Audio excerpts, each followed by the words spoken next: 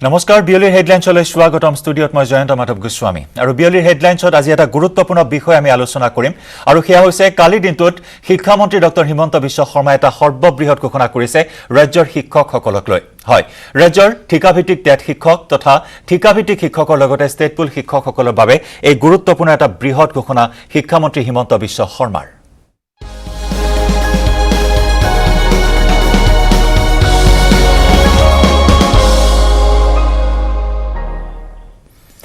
হয় শিক্ষামন্ত্ৰী ডক্টৰ হিমন্ত বিশ্ব শৰ্মাৰ গুৰুত্বপূৰ্ণ তথা বৃহৎ ঘোষণা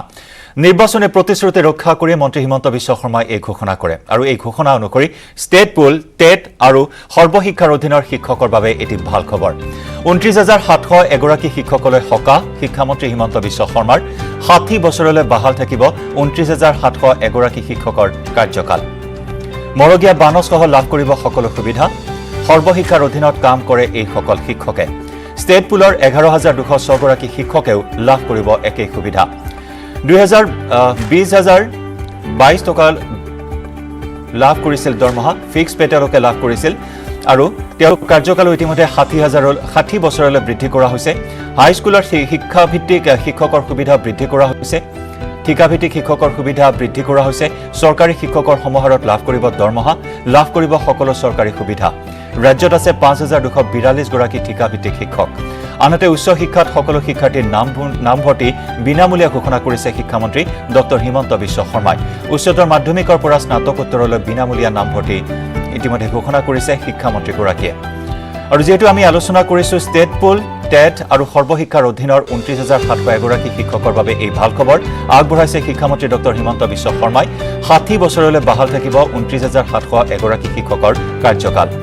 আৰু এই মুহূৰ্তত আমি শিক্ষামন্ত্ৰী হিমন্ত বিশ্ব শৰ্মাই কালিৰ সংবাদমেলত কি মন্তব্য কৰিছিল এই সন্দৰ্ভত যে বৃহৎ ঘোষণা কৰিছিল সেই বৃহৎ ঘোষণাটো কি আছিল আকৌ এবাৰ আগবঢ়াই ল'ব বিচাৰিছো ষ্টেট পুল ঠিকাভিত্তিক শিক্ষকৰ বাবে শিক্ষামন্ত্ৰীৰ সেই ঘোষণা আগবঢ়াই লৈছো শিক্ষামন্ত্ৰীগৰাকীৰ ভাষ্য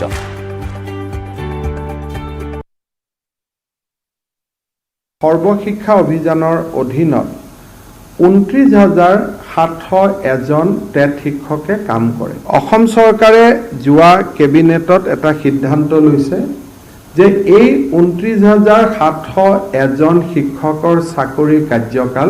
৬০ বছৰ বয়সলৈকে বাহাল থাকিব আৰু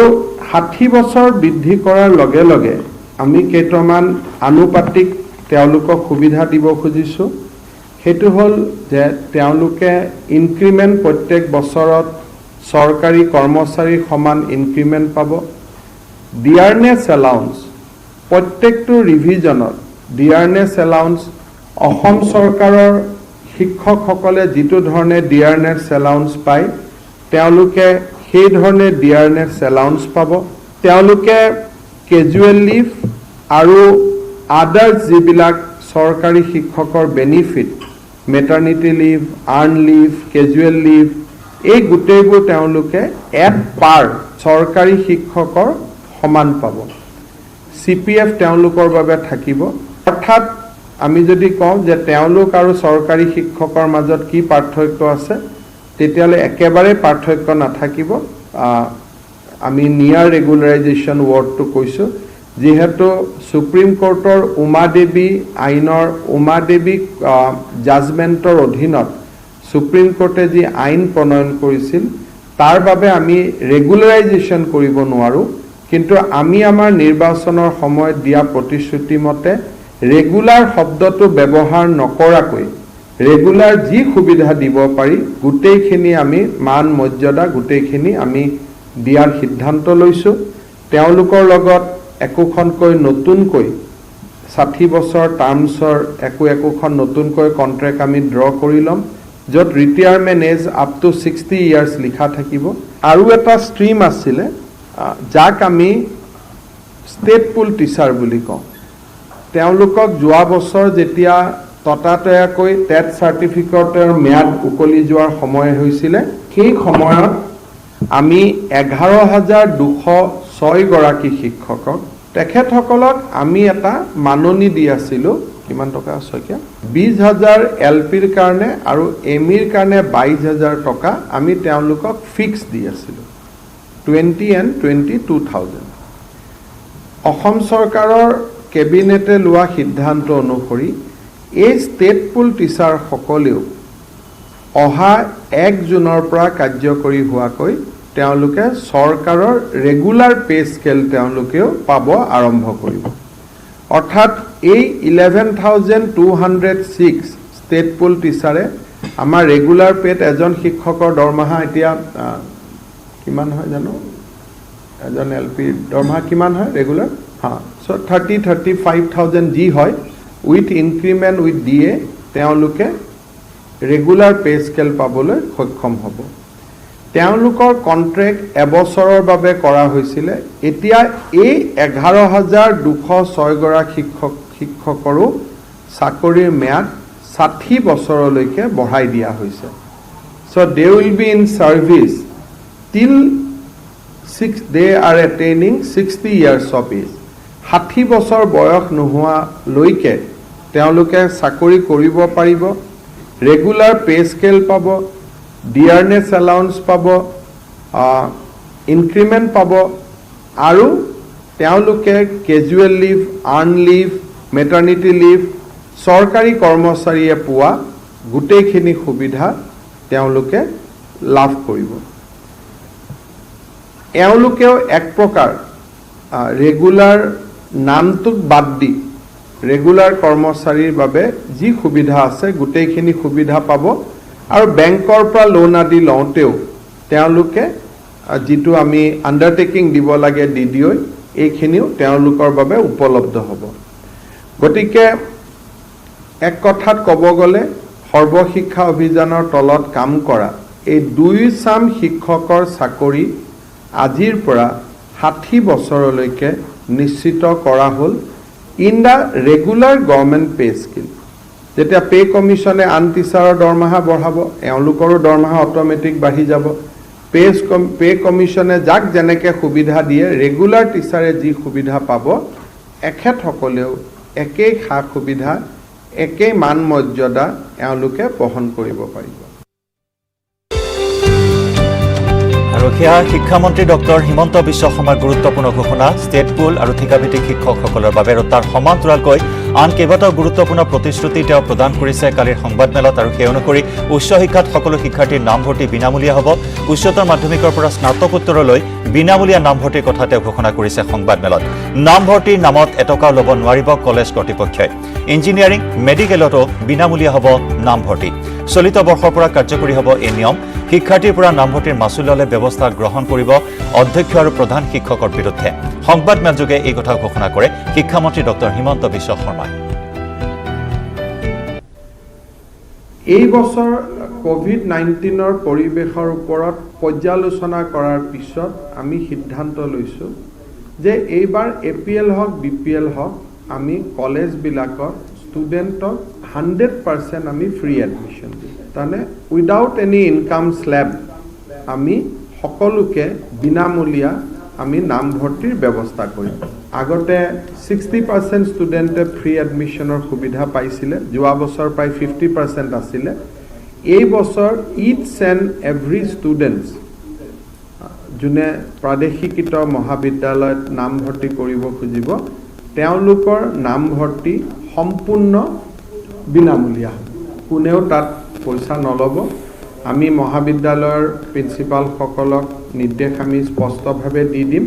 যে বহুত কলেজৰ প্ৰিন্সিপালে কয় যে প্ৰথম টকাটো দিয়ক গভৰ্ণমেণ্টৰ পৰা টকাটো আহিলে উভতাই দিব সো এনেকুৱা ধৰণৰ ব্যৱস্থা কৰাপশ্যনৰ মানদণ্ডৰ ভিতৰত পৰিব আৰু কোনোবাই যদি প্ৰথম টকাটোলৈ পিছত ঘূৰাই দিম বুলি কয় তেনে কলেজৰ অধ্যক্ষক বিৰুদ্ধে দৃষ্টান্তমূলক ব্যৱস্থা গ্ৰহণ কৰা হ'ব সেইকাৰণে মই সকলোকে কৈছোঁ it is just free admission মানে it is just free admission without any question কোনো সৰস্বতী পূজাৰ চান্দা নহ'ব কোনো মেগাজিনৰ চান্দা নহ'ব একো নহ'ব জাষ্ট হি উইল গ' and he will enrol the this thing কোনো হিডেন পইচা কোনেও কাৰো ল'ব নোৱাৰিব কোনোবা কলেজৰ যদি আৰ্থিক অসুবিধা হয় যোৱা বছৰ তেওঁলোকে যি ৰিইম্বাৰ্সমেন্ট পাইছিল সেইটো আমি প্ৰয়োজন হ'লে এডভান্স হিচাপে আমি কলেজবিলাকক দি দিব পাৰোঁ তাত কোনো আমাৰ অসুবিধা নাই but admission will be just free তাত কোনো সৰস্বতী পূজাৰ ফিজ নাই কোনো মেডাম মেফিৰ ফিজ নাই, কোনো মেগাজিনৰ ফিজ নাই, একো নাই, কোনো এক্সকাৰছন ফিজ নাই, একো নাই। 100% free admission for each and every students হ'ব লাগিব। মই অকণমান ৰিপিট কৰি থৈছোঁ যাতে কলেজৰ অধ্যক্ষসকলে যিসকলে শুনি আছে তেওঁলোকৰ মাজত যাতে কোনো মই বুজি নাপালোঁ, আমি ভালকৈ নাপালোঁ তেনেকুৱা কথা নহয়। ইট ইজ জাষ্ট ফ্ৰী, কোনেও পকেটৰ পৰা এটকাও নুলিয়াব। এইটোৱে হৈছে চৰকাৰৰ নিৰ্দেশ আৰু এই নিৰ্দেশ আমি সকলোৱে পালন কৰিব লাগিব। আৰু এই বছৰ এডমিশ্যন সম্পূৰ্ণ বিনামূলীয়া হ'ব from higher secondary level to the post graduate level, engineering, medical. আৰু সেয়া আছিল মন্ত্ৰী ডক্টৰ হিমন্ত বিশ্ব শৰ্মাৰ মন্তব্য। আৰু এই মুহূৰ্তত আমি প্ৰথমটো প্ৰসংগলৈ আহিছোঁ আৰু প্ৰথমটো প্ৰসংগত আলোচনা কৰিবলৈ ষ্টুডিঅ'ত এই মুহূৰ্তত আমি আমন্ত্ৰণ জনাই আনিছোঁ অসম ৰাজ্যিক প্ৰাথমিক শিক্ষক সন্মিলনীৰ সাধাৰণ সম্পাদক ৰাতুল গোস্বামী ডাঙৰীয়াক। লগতে আমি আমন্ত্ৰণ জনাই আনিছোঁ সদৌ অসম প্ৰাথমিক ত্যাদ উত্তীৰ্ণ শিক্ষক সমাজৰ সাধাৰণ সম্পাদক মিৰাজুল ৰছিদ ডাঙৰীয়াক। দুয়োগৰাকীকে স্বাগতম জনাইছোঁ। লগতে পোনপটীয়া সম্প্ৰচাৰত আমাৰ সৈতে থাকিব ষ্টেট পুলৰ এগৰাকী শিক্ষক ককিল শৰ্মা। মই ৰাতুল গোস্বামী ডাঙৰীয়া আপোনাৰ কাষলৈ প্ৰথমতে আহিছোঁ। এটা বৃহৎ ঘোষণা বুলি ক'ব লাগিব এই মুহূৰ্তত শিক্ষামন্ত্ৰী ডক্টৰ হিমন্ত বিশ্ব শৰ্মাৰ। ইমান দিনে বিভিন্ন আন্দোলনৰ পথ বাছি ল'বলগীয়া হৈছিল শিক্ষকসকলে। তেওঁলোকৰ ঠিকাভিত্তিক শিক্ষকসকলৰ যি চাৰ্টিফিকেট, সেই চাৰ্টিফিকেটৰ ম্যাদ উকলাক লৈ বহু ধৰণৰ আন্দোলন বিগত সময়ছোৱাত আমি দেখিবলৈ পাইছিলোঁ। আৰু শিক্ষামন্ত্ৰীগৰাকীয়ে যি নিৰ্বাচনী প্ৰতিশ্ৰুতি দিছিল নিয়মীয়াকৰণ কৰা হ'ব, কিন্তু এই ক্ষেত্ৰত কৈছে যে প্ৰায় নিয়মীয়াকৰণ শব্দটো তাত ব্যৱহাৰ কৰা হৈছে। ৰেগুলাৰাইজেশ্যন নামটো দিয়া হোৱা নাই, কিন্তু নিয়াৰ টু ৰেগুলাৰাইজেশ্যন এনেকুৱা তেওঁ ধৰণৰ মন্তব্য কৰিছে। গতিকে এই যিটো বিষয়, যিটো ঘোষণা, এই সন্দৰ্ভত প্ৰথমে আপোনাৰ দৃষ্টিভংগী জানিব বিচাৰিম। নমস্কাৰ। পোনপ্ৰথমতে